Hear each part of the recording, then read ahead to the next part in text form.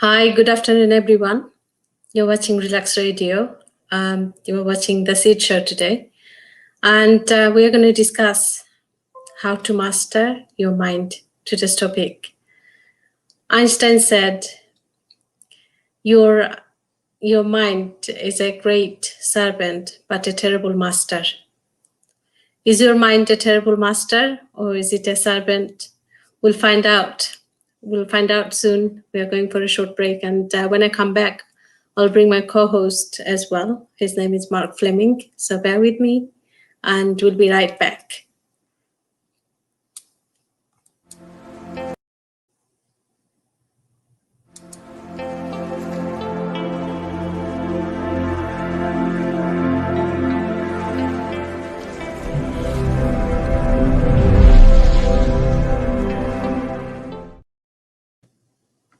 Hi, we're back and I'm going to bring Mark Fleming on the screen. Hi, Mark. How are you? Hi, I'm very good, thank you. Good morning, afternoon, sorry. Feels like it feels like a morning today. Yes. The weather. The weather, yes. Oh, it's lovely down this way anyway. By the Yeah, coast. so Mark, we're gonna discuss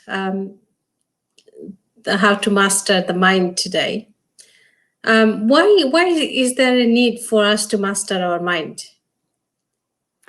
On immediate answer, there's two reasons. One is because I think most people experience that the mind sometimes creates a lot of upheaval in the form of thoughts or emotions and currents of feelings. So it's the challenge of the inside, and then also all the stuff going on around you, which is your body, relationships, your household, your work, or whatever you do, and the environment and the community. So there's a non-stop series of things to trigger your mind into upheaval. And so if you don't master your mind, as really, really brilliant quote from Einstein, then if you don't master your mind, then the mind is definitely not a very good master. It will just throw you around everywhere. So very important to master it. You mentioned that it affects everything, your relationship, and other stuff as well. I was reading a book by Dr. Vender Kolk, and he has written a fantastic book called "The Body Keeps the Score." So in that book, he's a psychiatrist by profession, and he actually explains how our thoughts, what we think is what we feel, and what we feel is also gets manifested. Manifestation of the pain in the mind, in the body. So the pain that we feel, that we experience in our mind, it also starts to manifest in the body in the form of disease, in the form of feeling unhappy, heaviness. When you talk to people with depression, one of the things they often mention is that feeling very heavy energy around them. Would you like to elaborate a bit? Yes, certainly. I think first of all, it's really worth understanding that there are two things here. First is the pain. Pain is the physiological event in the body, the experience of literally pain, which can be mild to extreme. And strangely enough, one of the extreme ones is a tooth. Sometimes teeth can be a source of incredible physical pain. Pain, yeah. So the pain is one thing, but the other aspect, second aspect, is the sorrow. So sorrow is to do with your mind, and pain is to do with your body. But if your mind is not strong, the pain very quickly can make you feel a lot of sorrow. And that's why you would have come across, I think most people would have come across people that they have something very small wrong with their body, given a little bit of pain, but the mind experiences so much sorrow because of that. And other people have a great deal of pain, but they have a stronger mind, so they don't experience so much sorrow. So that's a very good reason for empowering the mind so that we don't take on the burden of sorrow. And there are two reasons for that. One is that if you hold sorrow in your mind, then one, you're opening yourself up to a lot more pain than you would otherwise experience. But also you're kind of having that vision and attitude of your body that it's full of pain, it's got this or that problem with it. And it's not to make light of anything, because whatever's wrong with the body, we do have to deal with that. And each one will go to the expert that they have trust in, allopathic, homeopathic, or this or that pathic. So each one has to choose for themselves on that. But within that, to really try and get to that place where you keep pain contained to the body and not allow it to dominate your emotions. And there's a whole journey in that. But just understanding that is a very powerful foundation. So I think what you mentioned is that your physical body that could be in pain. For you mentioned toothache. I was actually was talking about things being the other way around. So the pain in the mind that is manifesting in the body in the form of serious diseases, like Dr. Deepak Chopra is one of those people who said our mind is responsible for all the serious illnesses in our lives. He talks about cancer, he talks about stroke, heart attack, from all sorts of even arthritis. So pain felt in the mind is gradually manifesting in the body, and I suppose it could also be the other way around, because you have toothache, which is very very close to your brain now. That can also affect the mind and how we feel. So my focus is more around the mind that is causing pain in the body. Yeah. As a result of the pain in the mind, now people are experiencing serious diseases like cancer, like stomach ache. When you talk with people who are going through abuse in their lives, who are survivors of abuse, who are experiencing domestic violence, etc., one of the things they say often is that I feel sick in my stomach. And that is because of the pain. The body is now kind of reflecting what the mind is feeling. And that is so powerful. Yeah, that's very interesting what you're saying. I feel sick in the stomach. There's so many little sayings that we've got related to the body to describe an actual mental state, like a heartache or broken heart, and so many different things, which are actually describing that state of mind. Just to back up a little bit, totally, I really do feel that the body has, the mind has such an impact on the body, hence the term psychosomatic, and which literally means that the conditions in the body, the symptoms in the body are to a great extent based on your state of psyche, in other words, your state of mind, psychosomatic. And some doctors say that even 80 or 90% of illnesses are psychosomatic. It doesn't mean they're illusory or imaginary, not at all. They're real. The symptoms are there. And one example I think is really wonderful to illustrate the impact of mind on body is the experience of Anita Morjani. Some of you may know her. She was Singaporean, but cut a long story very short. And there's a TED talk where she shares her whole experience, so you can see that on YouTube. But basically, she was riddled with cancer, about to die. Everyone expected her to die because she was, I don't know what level it was, but the highest level, no chance, fell into a coma. And in that coma, she had an understanding or experience of the root cause of her cancer, which was some kind of suppression. And in her case, she was able to free herself whilst in the coma. This was she was able to free herself from the burden of that suppression because she understood what she was doing to herself.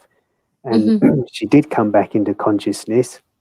Within a few hours, the cancer had started to recede, Wow. and within the 5 weeks, she was released with no signs of cancer, and has since then been writing books and doing tours to basically illustrate the power of the mind over the body and the power of your mind over your life, actually. So yes, the mind has such an impact on the body. So in many ways, it's really worthwhile to understand your mind and understand what affects what. And just one last point.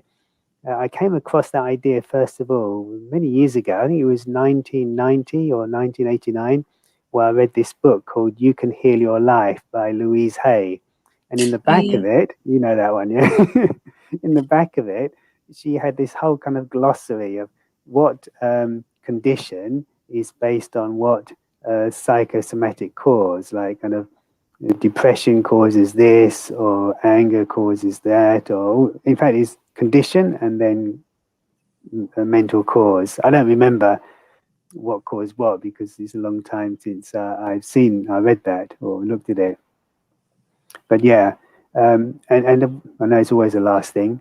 Just in the point of view of regular medicine, I don't know about now because everything's computerized, but when doctors used to write a prescription, the very first thing they do is on the top corner, they would write this symbol, which basically meant, I could be wrong in the precision of it, but in God we trust. In other words, it's a really ancient symbol that first is faith, then is the physical medicine. So maybe I don't know if they still print it on it, but that's what they used to write until very recently. Does it mean you haven't been taking medicine for so many years now?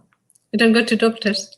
No, I don't. Well, no. When was the last time? I think I went for the over 50s examination, which I passed quite well.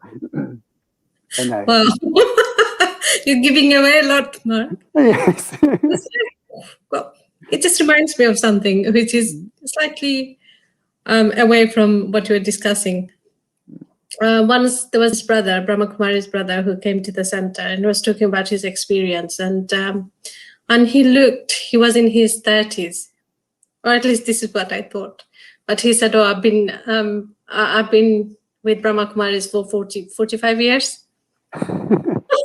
And I was thinking, wow, what's the secret? Yeah, it's amazing. It's amazing when you take good care of your mind, how you also start to take good care of your body, because then your body is also getting all the replenishment and not being tortured so much. On the point of the lady whom you mentioned, who had cancer, and she realized that it was due to suppressing her emotions. I just want to know, how did she rectify that? Suppressed emotion does cause a lot of pain. I'm aware of it. Just wanted to know, how did she release that tension that was in her body, even while she was in coma? Yeah, so she was in a coma as far as the medics were concerned, but I mean that just shows that even though the body could be in a coma, it doesn't mean the spirit, the soul, is in total sleep. And so in her case, there's a lot going on. She was able to experience things in different places all at the same time. And so, well, I won't relate her experience because it's hers, and everyone can look it up themselves. But for her, it was a deep realization, because she was completely disconnected from the body. She'd basically accepted her time was up. And so that all facilitated this deep realization. But for most people, that doesn't happen. For most people, they would go into a coma and die. So you can't rely on that. so it's definitely not advisable. So actually, wherever we are in our life, or if someone has got some physical condition, then it's definitely worth exploring what's going on in the mind, because any kind of physical condition, in fact, any condition, whether it's trouble with relationships, with money, with health, anything in your life which is a cause of pain, mental or physical, Mm-hmm. is an opportunity to understand yourself.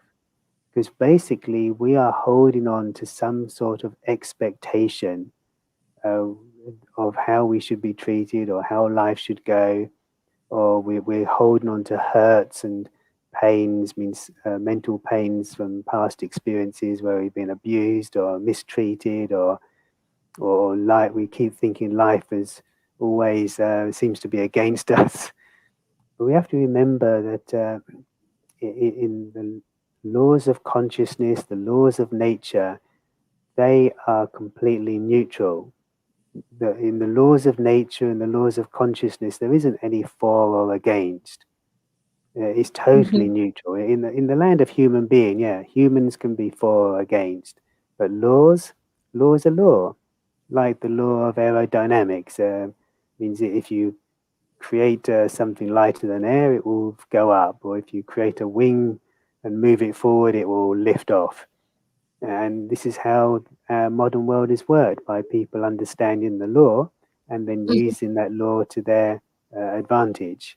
So in the same way, the mind has works according to certain laws. And so if we understand the laws, then we can start using them to our advantage. And if we don't, then it's like we're floundering, well, very flusteringly floundering around in this kind of ocean of feelings and thoughts. But as soon as you understand how your consciousness works, now you've got a great opportunity of changing things around. So, what are the laws that actually regulate or control our minds? Yes, so first of all, let's clarify what the mind is, because Mm-hmm. so we're all on the same page. Because there's certain words, and mind is one of them, which people understand in many different ways. So when I'm talking about the mind, I'm talking Mm-hmm. about the power of the soul, the Ru or consciousness, the power of thought. So it's when you think, when you feel, when you experience, when you have emotion, all of that is called mind. And so basically, we live our life via the mind. You know, thoughts, feelings, all of our perceptions through our senses is all being experienced on the mind level. And what you give attention to that's happening in your mind, you automatically give more power to. And so that's what the mind is, a subtle energy, which is like kind of this, you could call it a stage where the play of your life is happening inside. You can see, Mm-hmm. say it's a screen, whatever analogy works for you. So that's where it's happening. And the very key thing is, whatever you focus attention on, you give power to. Very And true. it's very simple, but it works in the opposite from the physical. Like I have this pen, and if I Mm-hmm. don't want this pen, then I have to kind of say it's sitting somewhere. I have to pick it up from where it is and throw it away. So because I don't want it. But Mm-hmm. on the spiritual level or the mental level, if this pen represents a feeling, a thought, an idea, an emotion that I don't want, if Mm-hmm. I touch it to try and get rid of it, I can't, because it works the opposite way round. As soon as I touch it with my attention, I've actually Mm-hmm. given more power. So if this pen represents that issue, that difficulty, then it's suddenly become more powerful and bigger. And the Because you're more giving energy. I'm giving energy, so the more and more I hold it, it Yeah. gets bigger and bigger and bigger. And so just understanding that is a big, big step forward, because otherwise we're kind of grappling with things in our life which seem to be a cause of complaint or unhappiness or sorrow. And we have this kind of belief that if I can just get hold of it and get rid of it, then my life would be better. And yes, your life would be better without it, but the Mm-hmm. method you're using to get rid of it is having the opposite effect. It's keeping Okay. it there. Mark, we are going to go for a break now. Hold on to this thought. We're going to come back and discuss further.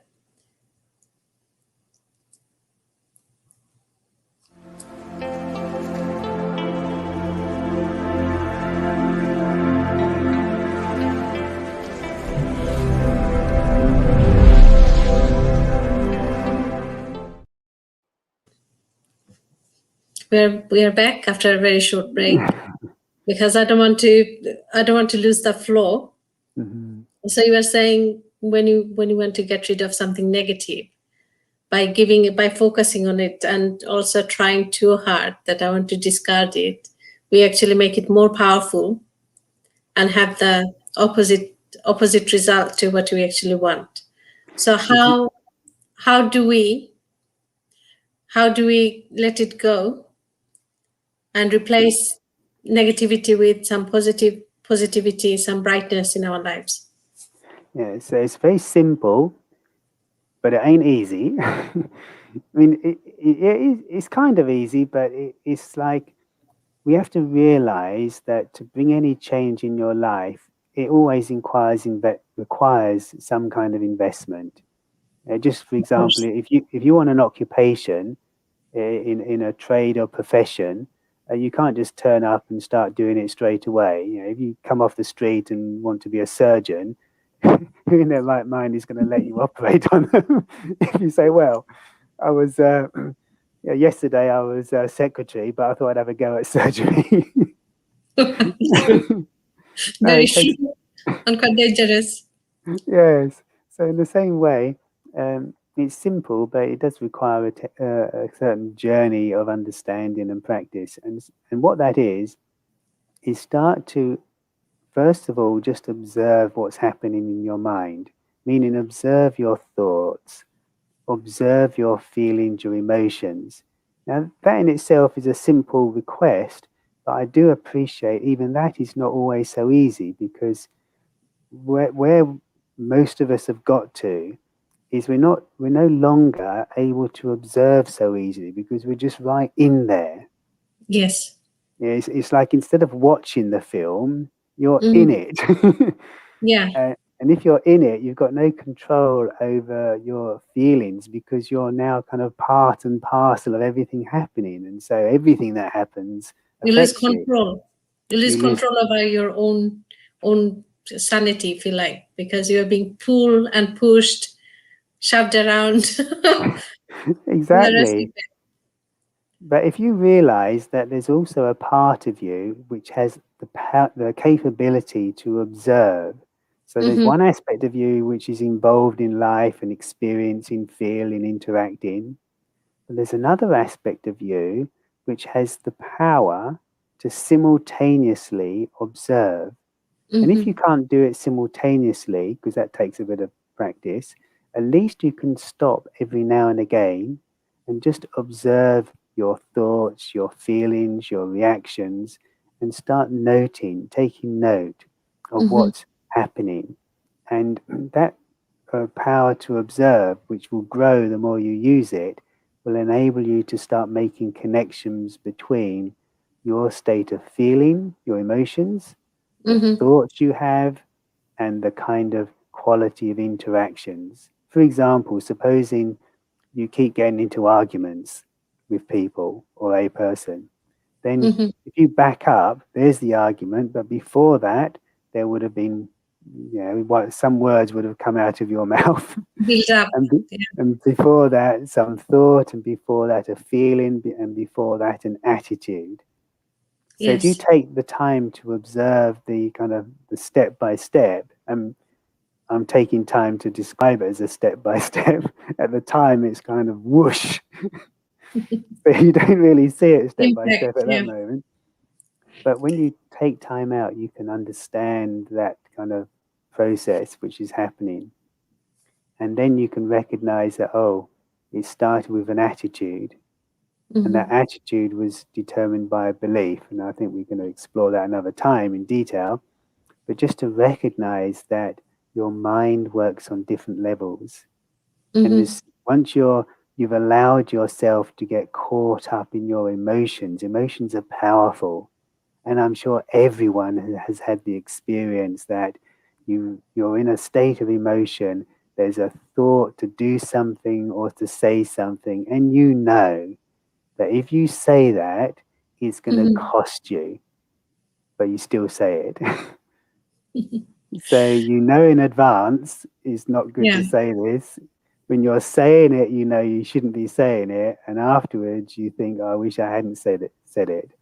But then, Mark, if you don't say what you really are dying to say, then you are also suppressing your emotion, which is then going to go underneath, and it's going to cause some other problems, like Yes. what you mentioned with the with that lady. Yeah, so you don't suppress, you Mm-hmm. control. And so yeah, if you're suppressing, it means you're doing just that. You're pushing down your emotion because the consequence of saying something you feel, or either you're fearful of the consequence of saying Mm-hmm. something, or else you're just too fearful in yourself, too timid to say Mm-hmm. anything. So we want to change suppression to power. And there's one aspect within the context of meditation practice where we Mm-hmm. develop spiritual powers. So, spiritual powers are like the power to tolerate, which means to acknowledge and accept what is happening without Mm-hmm. getting emotionally disturbed. You also, the opposite of that is the power to face, which means Mm-hmm. to see something as it really is, despite there's part of you that wants to turn a blind eye. So the power to see things as they are, the power to have that difficult conversation, the power to stand up for yourself. But you see, if you're in an emotional state, even if you say the right thing, it goes wrong. I've experienced this myself. Yeah, what you say is right, but Yeah, the way you say it it's doesn't wrong. work. I'm sure everyone can relate with this. And Yeah. so, yes, you're right on one level, but the emotional content of what you were saying would have triggered the other person. So we need to develop inner power. And when you develop inner power, you're no longer suppressing your emotion, but you're Mm-hmm. controlling your mind. You're Mm-hmm. using your mind to express in a particular way. You can be sweet when you want to be sweet. You can Mm-hmm. be powerful but stable when you want to be powerful and stable. You can be silent when you want to be silent. So just imagine that Mm-hmm. scenario in life where you've got control on your mind. You see, like as if like the charioteer, you're on the chariot and you've got the four horses, and you're Yeah. in complete control, masteryship of these four horses, which Mm-hmm. represent your sense organs. So you can control your senses and you can control your mind. What a way to live, huh? It is. It Fantastic. is. Yes. I suppose when you are aware of your emotions and you are able to actually take good care of it, then that gives you more options. Then you can choose, like you mentioned, Yeah. all these uh, options that you have. But when you get entangled, your emotions gets in the way. Then you lose control over things, and then you may not get that desired outcome which you are looking for because emotion is playing a big part in it. From what you have said, Mark, it sounds like almost so mind has different layers to it. So higher consciousness, as some people call it, or higher self. This is the one when you are connected, when you are powerful, you are soul conscious. Is that what it means? Yes, the different levels of consciousness is Yeah, what you're referring to. Yes, is exactly that higher that higher consciousness, self, higher your self. higher self. So higher in the meaning Yeah. of a higher order, more noble, um, more virtuous, living by higher ideals, and Mm-hmm. just the thinking of that will probably make you feel good because everyone will love to operate on a higher level because it is so beautiful. And when you feel in control of yourself, when you feel aligned with your truth, when you feel that no one can make you think anything wrong or trigger you, then what a wonderful way to live. You are literally free, you're powerful and free. Of course, it's also worth bearing in mind that to live in that way, I need to grasp an understanding of myself and control my mind, but also Mm-hmm. recognize that conscious mind is only 5% of my Yes, consciousness. The other 95% is the subconscious, subconscious. Yes, and that's working away all the time. it does. Our environment plays a huge role in how we respond and who we actually eventually become.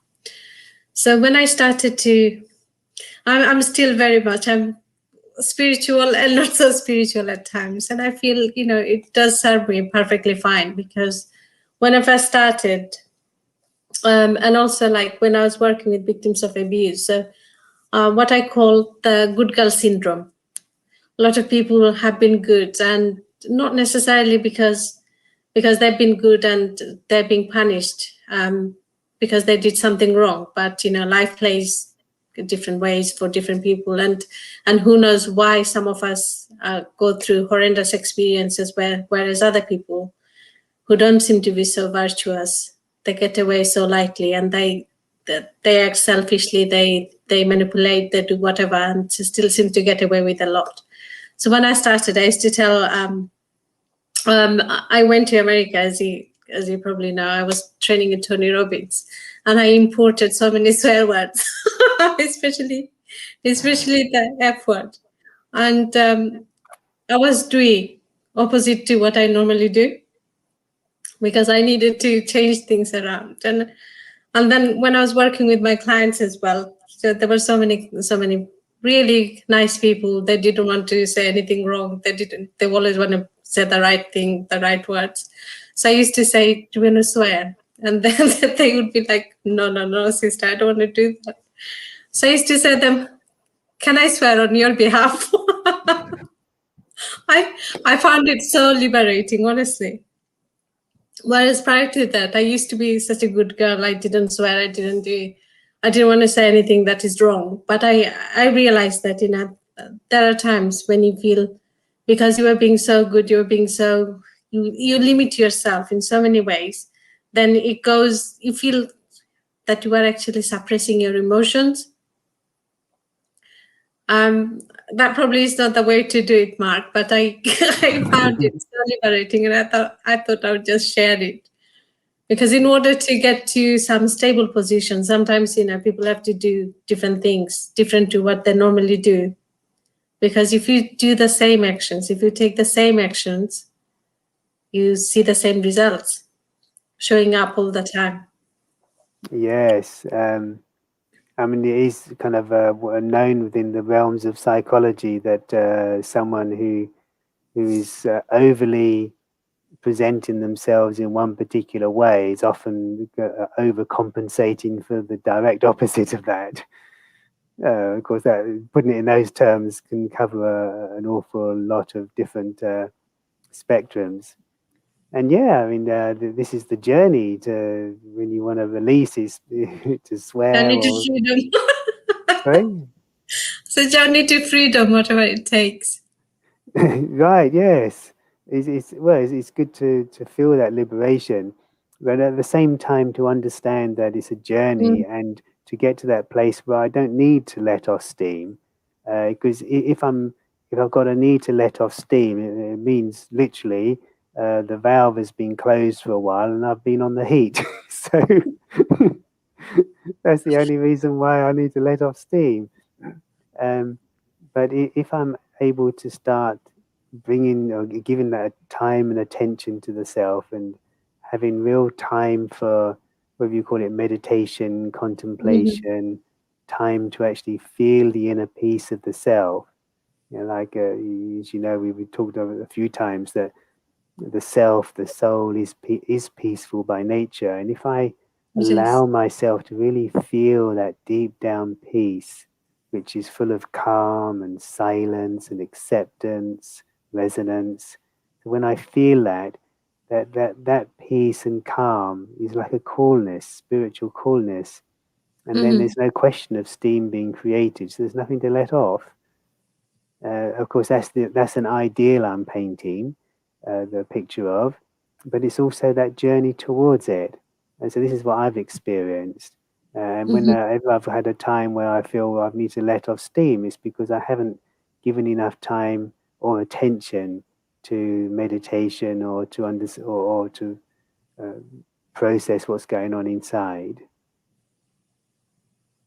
That is so true. What I have noticed that, where I haven't been going to the center, not attending regular meditation, monthly meditation sessions, etc. Slowly, old habits, old way of thinking, they keep coming back. And then soon you regress.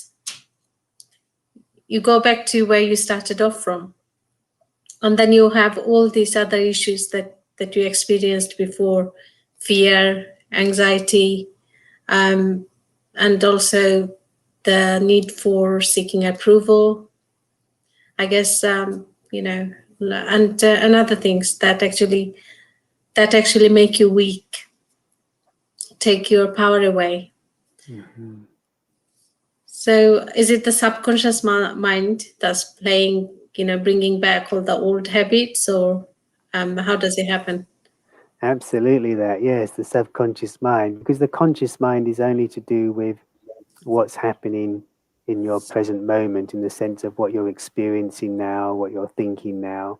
But what's introduced those thoughts onto the mind is either you're thinking about what's happening around you, from what your eyes see and your ears hear, so you're responding to that. But even within that the nature of your feelings and thoughts are very much determined by what's in your subconscious. So our subconscious, some people call it like in these little programs, like computer programs, which would be really like belief systems, which play out all the time. And it's almost like you see something or hear something, and that triggers a particular program to play, and it can happen really, really quickly as well. So those watching, listening, well, I'm sure you can appreciate that there's times in your life, like every single day, there'll be certain triggers, and that as soon as you see that person, you're going to think and feel this, and as soon as someone says something of a particular kind, you will think this or that. Or as soon as you start walking to work, if you're walking to work, or you open your Zoom or whatever you do for work nowadays, you know what you're going to think and feel. Or even if you go for a walk regularly or a walk regularly, you pass by the same very small landmarks, and you can notice your mind just has the same thoughts. And you may have done that same walk for 10 years, and every time you pass that same place or same landmark, you think the same kind of thought. Same thing, yeah. So this is all in the subconscious, and so it's good to recognize that the subconscious is directing us so much of the time. And of course, if there's good programs in there, if we're operating from programs based on love, unlimitedness, of good feelings, positivity, adventure, then that's very good. But of course, often the case, we're operating from programs of insecurity, lack of abundance, of unworthiness, of fear. So of course, that's going to produce such reactions in the mind. So the key question is how to change the subconscious. It's very, very good time to pause now, Mark. We're going to go for another short break, and when we come back, we're going to talk about how to change the subconscious. See you in a bit, everyone.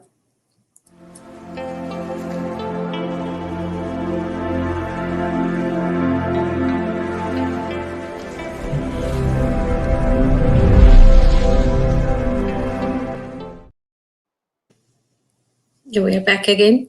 So, before you tell us how to change the subconscious mind, I just wanted to say a couple of things. I was reading another book, and it's by Dr. George Dispenza.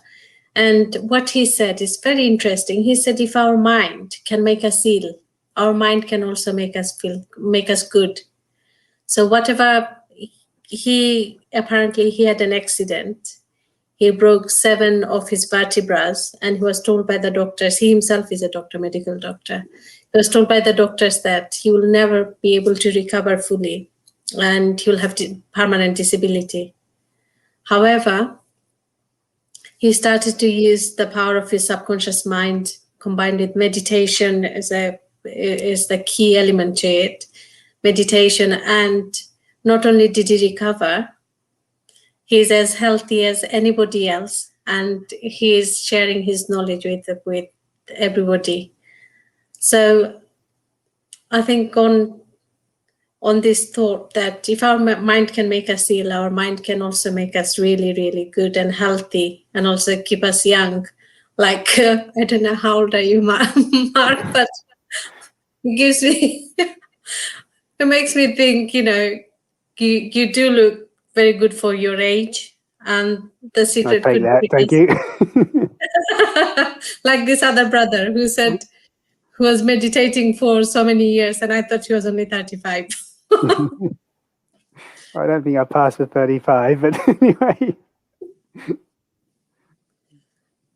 Yeah. So, Mark, how we can change our subconscious mind to make it our friend rather than our worst enemy?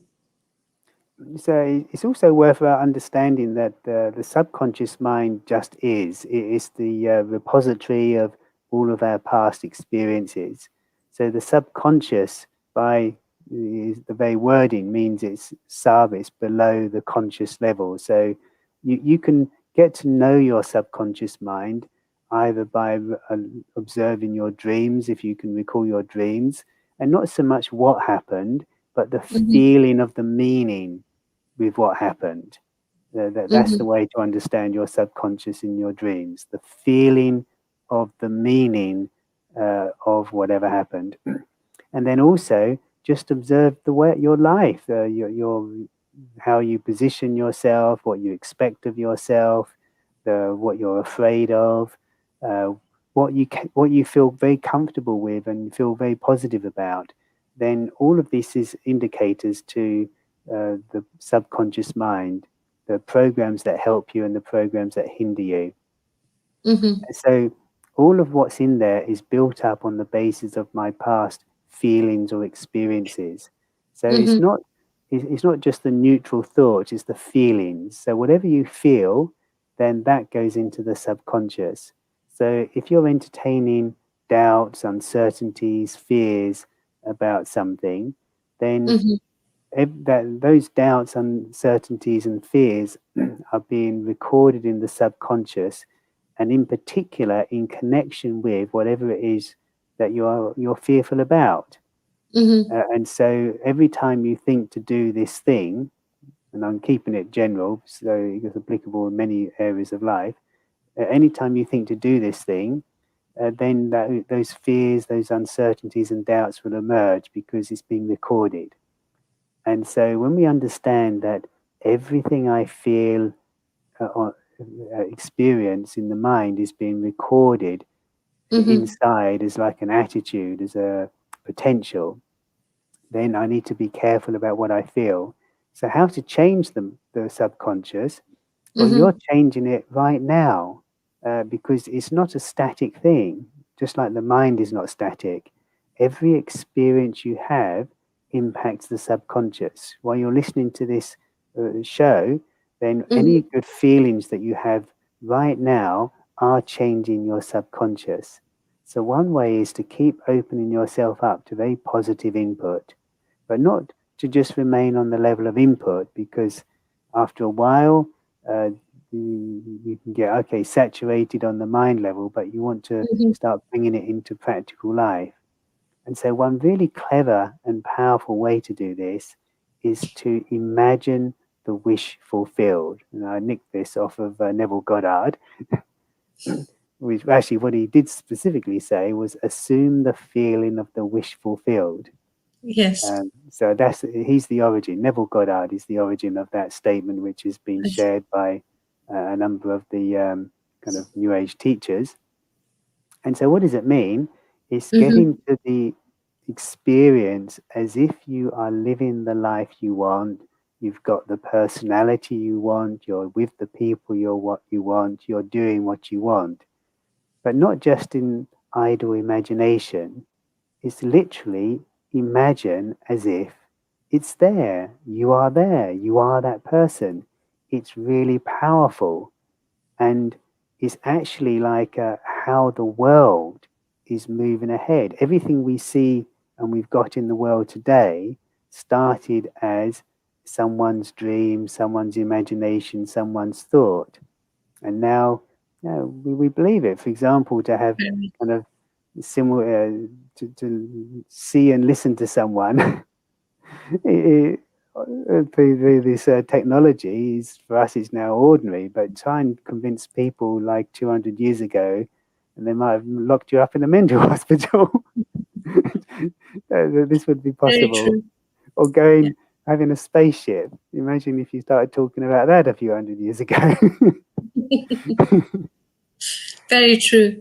One of the things that struck me about subconscious mind is that subconscious mind doesn't have the capacity to judge whether something that you are storing is good for you or it is not good for you. So it goes by feelings, doesn't it? So anything you feel very deeply, that gets registered. Definitely, yes. And so the more powerful the feeling or experience, the more deeply it's registered. For example, I know this young girl who I think she must have been about 3 or something, had no fear of dogs, and then one snapped at her, and from that moment onwards, she had this fear of dogs. So that was an instant change in her belief system, because they're obviously quite traumatic when you're 3. Obviously, you kind of look quite little, however little you are, and so dog is a big thing. So I suppose, Mark, the opposite is also true. For example, if you had a good experience somehow in the past, and then you drawn to it. So what happened? I had this client. She was being seen by some psychiatrist at Tavistock Center, which is, as you know, is renowned for psychiatry. And then she was discharged because she kept having the same nightmares. Nothing changed. And then psychiatrist saw her for a while. Then she got discharged. Then she was re-referred to our services. And then she was again seen by psychiatrists, again discharged. Nothing actually happened. So at that time, I was reading on the power of the subconscious mind and how, through activating it, you could also change your habits, your behavior, etc. So I thought, why not give it a try with this client? Because she kept missing her appointments, and then she would say, I was bedridden for 3 months, 4 months. And what she was having nightmares, consistent nightmare in which she saw her husband killing her. And the reason why she had it is because there was extreme violence. When she was with her husband, some nights she used to wake up finding him beating her up in her sleep. As she slept, he would just go and start beating her up. And also at one point, she left him. She went to stay with her sister. That was back in the country where they came from. And then he went there with a gun, and he put a gun to her temple. And he said to her, if you don't come with me right now, I'm going to shoot you and I'm going to shoot your sister. And then she said on that day, she had to obviously come. Not only her life was at risk, but also of her sister's life. And her brothers, she has brothers who sided with her husband because it's very male-dominated environment. So she said on that day, something died in her. So she used to say to me, Siddiqa, if you have heard before, walking, talking, dead person, this is who I am. So that's the identity she gave herself. So I thought, why not try? You know, she would come, she would sit whenever she could manage, she would come. She cancelled her appointment so many times, and then she would sometimes come, and then she would start talking about the past experiences, all these horrific experiences. So I thought, I'm gonna change the subject. Instead of going back in the past and what has happened, I already took out all the protective measures, you know, I could help her with. So those were in place, and I also spoke with the police and everybody else who could help her. All of that was done. So safety aspect, physical safety aspect was taken care of. So I started to talk about her good past. When she was young, she said she had a sister, and she was very close to her sister, the sister she mentioned, very close to her sister. So I started to talk about the stuff she liked when she was young. She loved perfume, and she has passion for perfume. She said, I really love perfumes, but now I can't smell. So a lot of victims of abuse also have these issues. They cannot smell things. Mm. And then she said she loves flowers. So I said, I used to tell her, we used to talk about her good past experiences. And soon I started to see a change in her. She started to smile, and she would still come in her pajamas. We had this very beautiful office. My office was a award-winning building where I used to sit. And she would come there in her pajamas the days when she used to come. And I used to compliment her rather than saying, wear something nice when you come.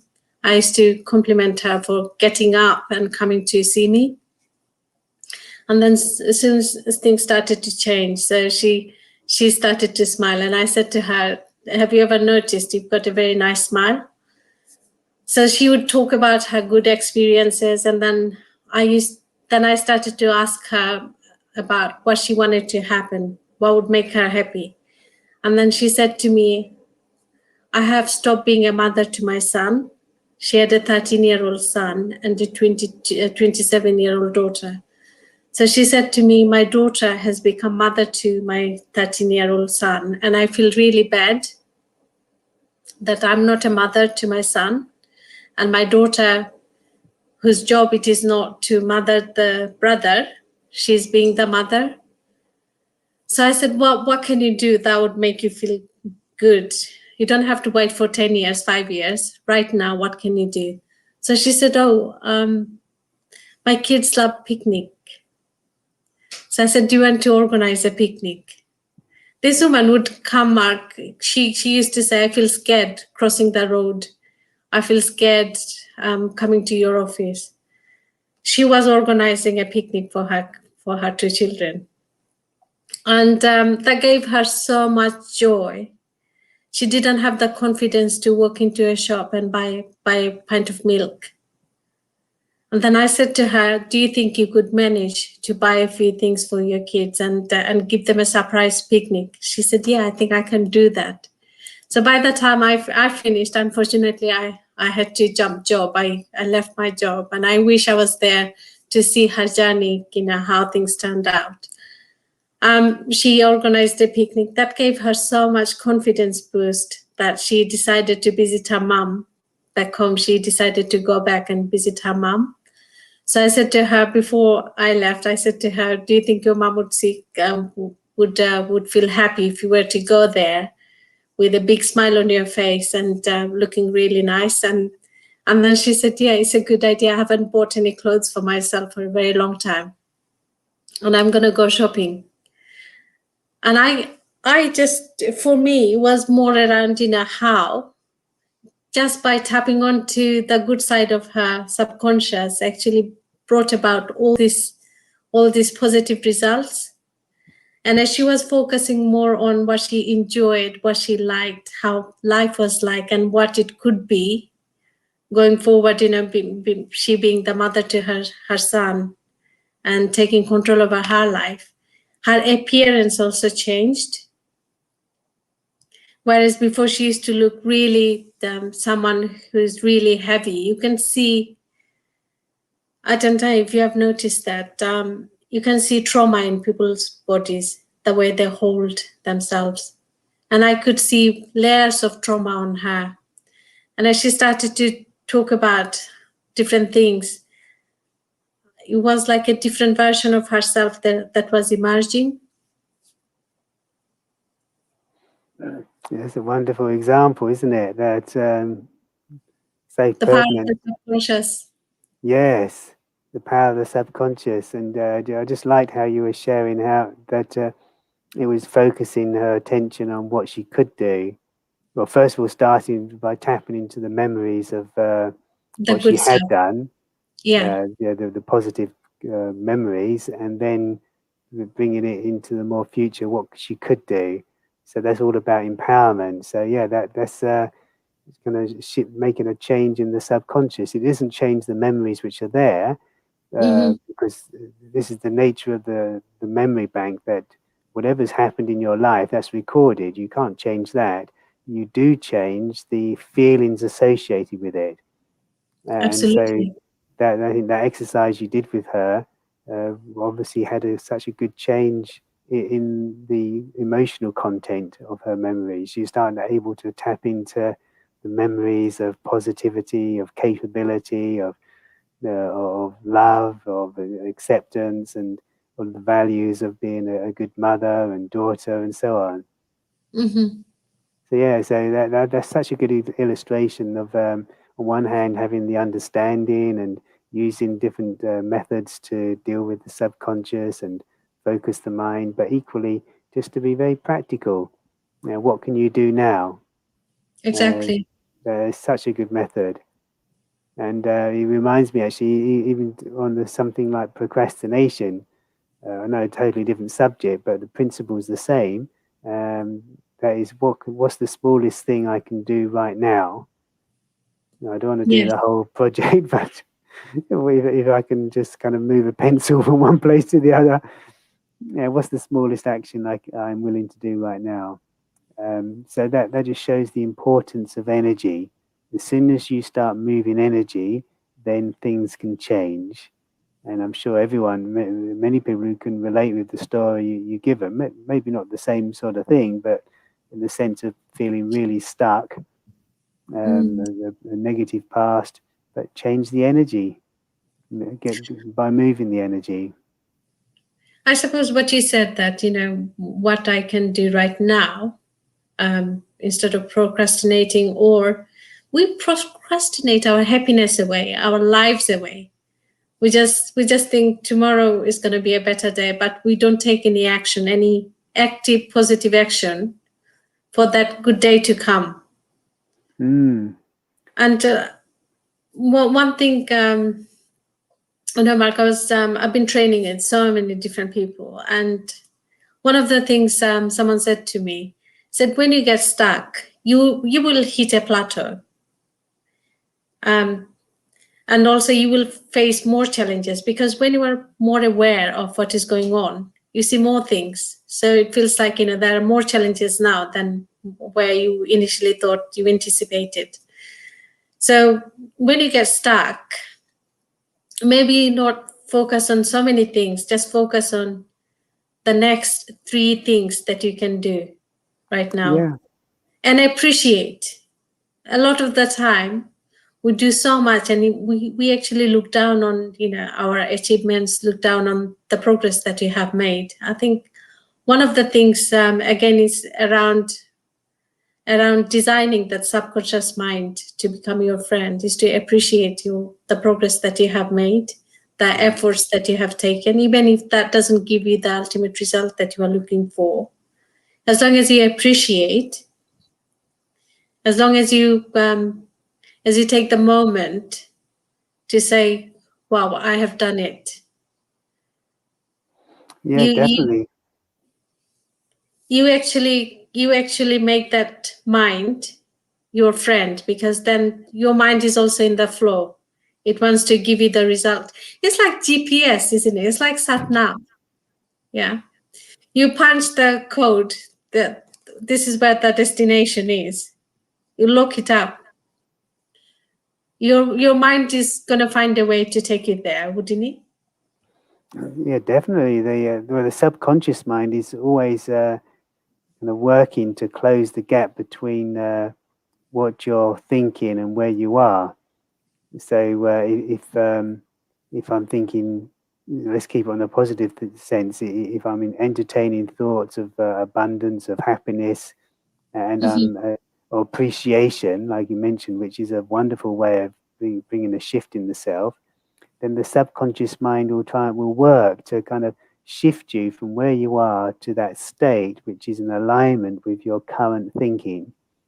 So it's always working to try and find that equilibrium between where you are and what you're actually thinking, feeling. So if we actually start to master the mind by creating the feelings, the awareness of the place we want to be in our minds, then it's like we've got the key to life. Of course, like any key, you've got the key, but you also have to put it in the lock, and you've got to turn it as well. If you just got the key, if you just know, then okay, you know, but no good knowing unless you do something with your knowing. Yeah. I just wanted to slightly touch on another area of mind slash brain. So people who experience trauma, a lot of people experience developmental trauma. And one of the impact of the trauma, effect of the trauma, is that a lot of people have issues with their frontal lobe that doesn't work according to medical science, if you like that. People who have experienced developmental trauma, the frontal lobe, which is like the GPS that alerts you to danger, alerts you to, it's like intuition, tells you this person may be dangerous for you, this person may be your friend. So people who have one that is not working so well, they misunderstand a friend for a foe, or foe for a friend, which is a serious problem. And that is why a lot of the time people end up in really difficult relationships, because they think this person is nice, but that person actually is not a nice person. But because of the GPS problem, the frontal lobe is not functioning properly. I heard that, Mark, so many times, especially at Brahma Kumaris, where I got all my scientific knowledge from, and then I went to research, that something called neural plasticity, which can be activated through meditation. And when you meditate, you are giving your brain the power to actually repair itself. So just wonder if you could actually elaborate a bit along neural plasticity and how it actually helps. Yeah, that's a fascinating area. Because I'm not kind of don't have any studies in neurology, but from the point of view of our conversation, it's a wonderful thing to really appreciate that the brain is constantly repairable and adjustable, and all sorts of experiences have been had where people have had brain damage of one or another kind, whether they've been born with it or an accident, and they've developed in a way which scientists thought was impossible. So it's really good to appreciate that a lot of the old ideas or adages that people have embraced are not necessarily true. Like as you get older, it doesn't mean your brain has to get duller, and things like that are more and more important to people like me. As you get a little bit older, then you don't want to be entertaining those sorts of thoughts. And because it's important, it's like things which you take on board as ideas are going to affect the physiology, and so by expanding your perception of possibility, by invoking the feelings of unlimitedness in your feelings and your thoughts, that really does can be manifested in in a way of real neurological changes in the brain. And so, as you were referencing, there's so many experiments and research which has been done in that area. So it's really good to know that even your brain will respond to a change in your thoughts and your feelings. So much is under our control. It is easy said than done. We know it is so much under our control, but it is so hard at the same time, because we are, a lot of the time, we are not conscious. We think we are, but we are not. Because other subtle energies like fear, and also the desire for approval, desire for acceptance, and all these other things, and the desire to please others, get in the way. These are subtle things, and yet, that they are so damaging, and we lose our focus, we lose our wholeness, and we become victim. Would you say victim? Maybe victim to our own mind, because then the mind becomes the master, and it presses all the wrong buttons. The subconscious mind. Yes, I mean, because the consciousness is one whole thing, and so subconscious mind is one aspect, a huge aspect in comparison to the conscious mind, but still one aspect of the whole. So everything affects everything else. Subconscious mind affects your conscious mind, and conscious mind affects your subconscious mind. But then also we've got capability or reason, deciding power, controlling power, which in kind of language you would call the intellect, or buddhi. If anyone knows Hindi, it's the buddhi. So it's the means through which we are able to control our thoughts and direct our feelings, etc. So just to recognize that we have this power available to really steer our life in the direction we want, that understanding is plenty to really start making some major changes in our life. And it's like many things in life, it happens in waves. You're making effort, you're meditating, or you're imagining the life you would like, and you may not feel anything's changing, but actually it is, because you're building up that inner energy, and then the change will start to happen. And when it does, all of a sudden it's like a wave of change, a wave of movement, and of course that wave will fade out, and then things will plateau for a little while longer, and that's the journey. But to recognize that everything counts, every thought counts.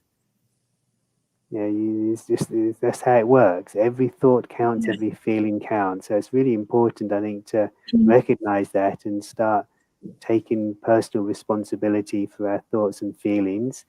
And along with that, if the mind is going into upheaval, emotions, wrong thoughts, bad thoughts, even really evil thoughts, whatever it is, but to let yourself off the hook.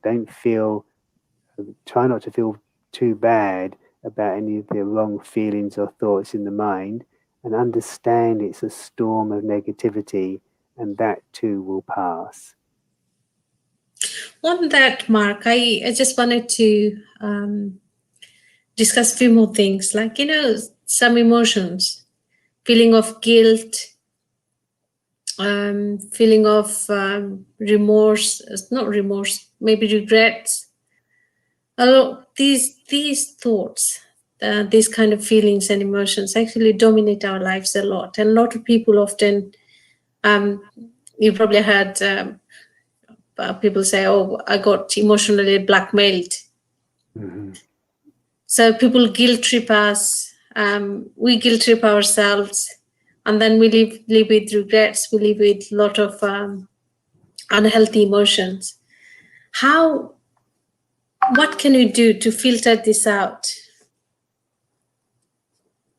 Yeah, that's a really important one, actually, because in relationships we've had, everyone's had difficulty and challenges with people that may have guilt tripped you or manipulated, controlled, and whatnot. And the thing is, you can't really control someone else. That's the first thing to understand. No one is going to behave with me the way I want them to. They will behave with me the way I internally allow them. When I say internally allow them, is I could easily think, well, actually, I'm not allowing anyone to misbehave with me, but they're doing it by themselves. So when I say allow, I mean Yeah. uh, like that. There's that saying that people you don't get what according to what you want, you get what you are according to what you are. And so we all have kind of levels of unworthiness and this low self-respect or self-esteem, etc. So this is the place to work. So whatever's going on with other people, and especially if there's been some history of it, then there's that pattern which has been built up. So they're not going to change just like that. But what True. will happen is if I start to take charge of my thoughts and my feelings and therefore my responses, I'm now becoming empowered. And that's really all you need to do. Because as you grow in power yourself, other people will feel your difference in vibration, the difference in your eyes. Your eyes means the what way you look at them. Because when you look at someone from a place of victim, they feel that and will treat you as such. But when you start looking at someone from a feeling of being in command, in your power, those eyes carry a very different message, which is like you can't mess with me anymore. You don't have to say anything.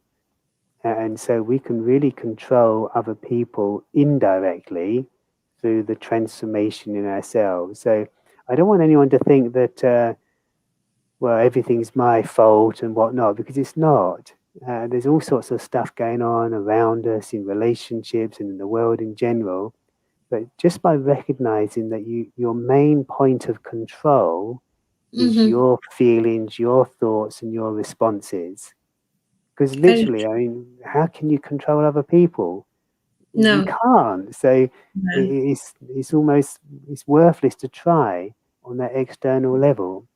But where you do have maximum control is inside the self. So, And something I yeah. used to point out to people who, in the positive thinking course I took, was that as human beings, we tend to spend most of our time, if not all of it, trying to control the areas where we have the least control, Very which is true. other people, places, things, events. And where we have maximum control, in other words, our own thoughts and feelings, there we give the least attention. Very true. So we need to turn that around. Yeah, there's a saying, isn't there? The only person you have any control over is yourself. You Yes, cannot control definitely. another person. The other thing you mentioned is very interesting and which is very true. I've realized that how you hold yourself that carries a lot of unspoken message. So when it comes to, for example, certain people attract, which is slightly off this subtopic, narcissist. Um, I know at Brahma Kumaris you probably don't label people this or that, but those who have narcissistic personality disorder, they often go for empaths, and empaths are the ones they carry themselves in a certain way that it makes it so easy for the narcissist to actually target them because of the way they hold themselves, because of the way they carry the burden of the world on their shoulders, etc. So if for example, people who are encouraging it, sorry, people who are attracting negative relationships, negative people into their lives, perhaps like you said, the thing they can do is by taking good care of themselves, taking good care of that subconscious mind, being a master of it, they can convey a very different message and attract a very different kind of different group of people into their lives. Well, yes, that's a very good example. A narcissist to an empath. And as far as labeling is concerned, it's fine to label, so long as we understand it's labeling according to that person's current expression or state. Because labels are very useful in a certain context, but to spiritually understand that everyone is a peaceful soul, peaceful being by nature, but often that nature is long buried and all sorts of defense mechanisms are superimposed on top of that. Yeah, so I mean, it's a bit like victim and what do you call it? Perpetual. Perpetrator. Thank you. Yeah, That the perpetrator can only perpetrate when they've got a victim, and the very victim can only true. experience being a victim when they've got a perpetrator. So it's like this kind of intricate bondage between the two. And so when Yes, one stops playing the role, the other one is left on their own. So uh, to kind of put it out there, if someone's a victim and the perpetrator has some realization and changes or leaves because yes, they're fed up with victimizing this victim, they're bored, they want to go and victimize someone else, whatever it is, then the victim will find some other perpetrator, which is often played out where someone keeps on getting into these very abusive relationships time and time again. Um, so as soon as one changes, it's an opportunity for the other one to have realization. But really, I think, um, particularly anyone who's listening to these things right here and now, is to recognize that all of us have got some aspects of perpetration and some aspects of victim. And to find that balance means to have it's like perpetrator and victim is like the um, imbalance between self-respect and humility.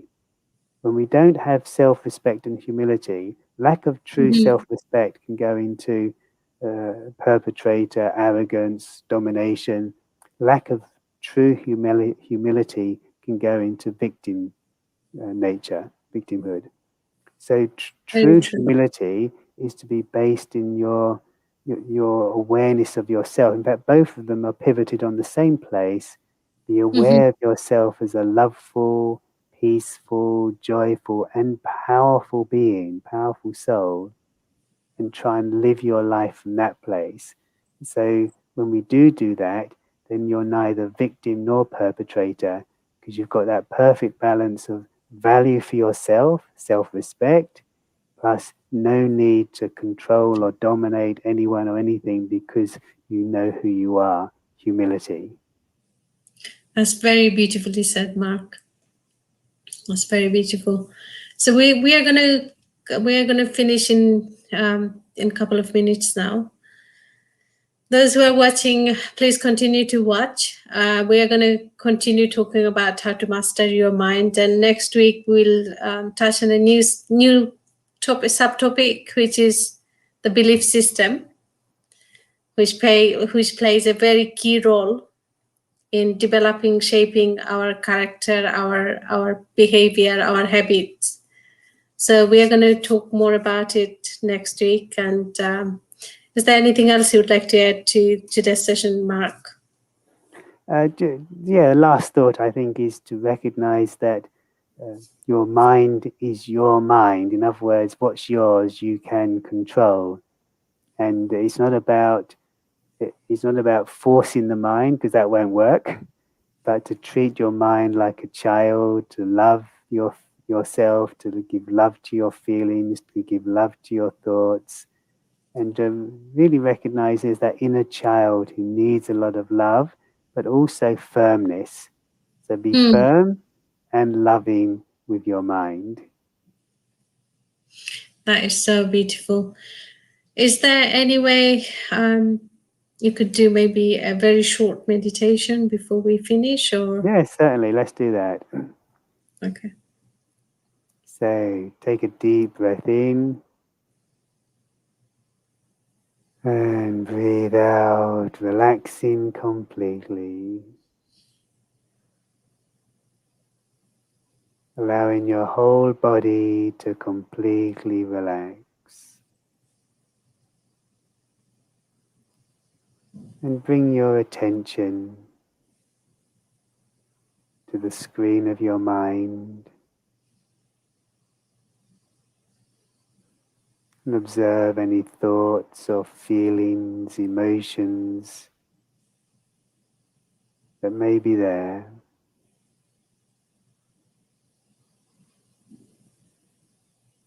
And if you don't notice anything, that's equally good.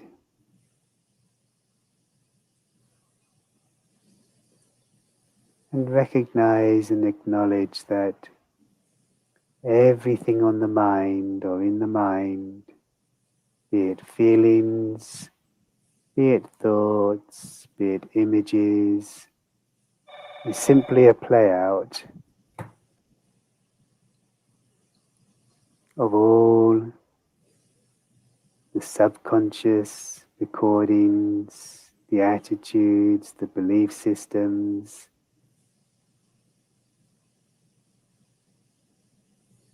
and I don't have to give it any more attention or importance than I want.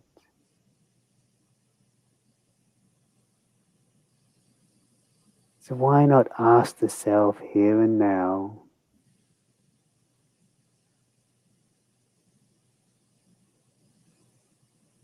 what kind of feelings would I like to experience in my mind? In fact, why not ask, what would it be like if you loved yourself?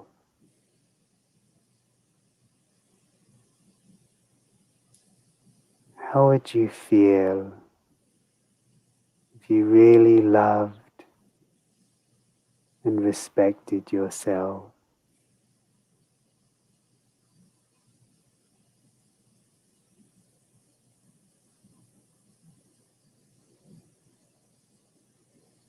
How would you feel if peace, if love were flowing through your mind?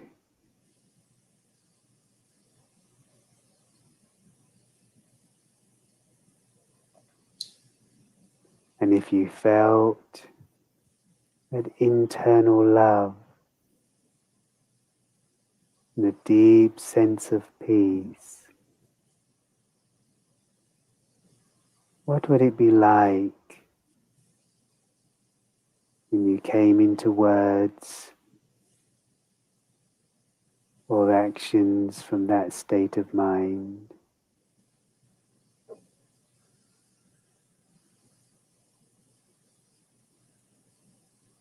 So imagine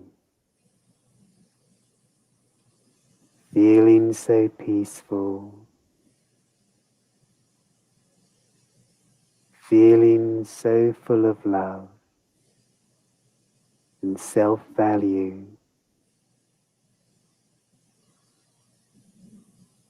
that you walk and move and conduct yourself so peacefully, lovingly, but also powerfully.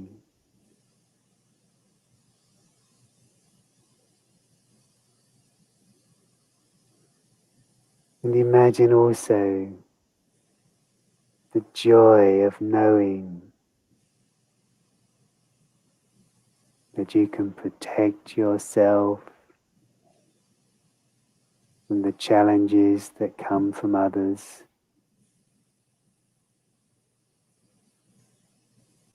and that you can respond with wisdom, strength, and love.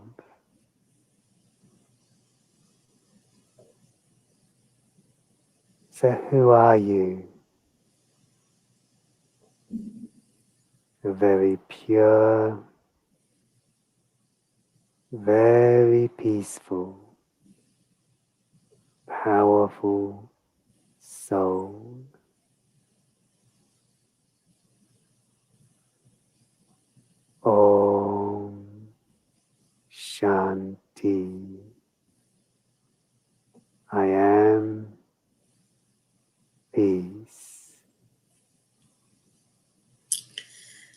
Thank you, Mark. It was wonderful. And I hope people who are watching us and a lot of people who will be watching the recording of it, they realize that everything that you need is within you. You can tap into your subconscious mind, and the way to reach your subconscious is probably the quickest way, as Mark probably has mentioned, is through meditation, because this is when you quieten the active mind, and you will say allow for a higher self to become more powerful, come out more. So you can tap into yourself. You don't have to stop being a victim, like Mark said. And I think it's quite beautifully said. If there is no victim, the perpetrator will have no one to victimize. So don't be that victim, because you have a choice and you don't need a perpetrator in your life. So live well, live happy, be joyful, and keep on watching us. And over to you, Mark. Lovely to be with you, and yes, thank you for listening and to paying attention to these things, and just to recognize that the work in the internal work, which means attention on the self, will pay huge dividends in our life. It's the wonderful internal universe. Very much so. So with that, we are going to take a leave now and keep on watching. We'll be back next Sunday at the same time. Goodbye from me. And goodbye from me. Thank you. Bye.